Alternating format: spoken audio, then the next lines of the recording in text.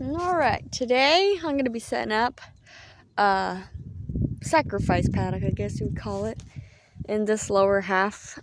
We cleared out the woods pretty well, of good wood anyways, and I'm going to try to get grass to grow in the woods this year, because I did succeed in our tree line over here.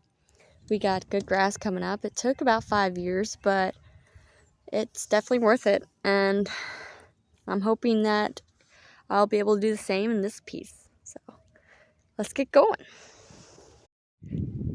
As you can see, get really good growth. Obviously it's coming through the field into the woods, but this is all new baby grasses. It's kind of cool.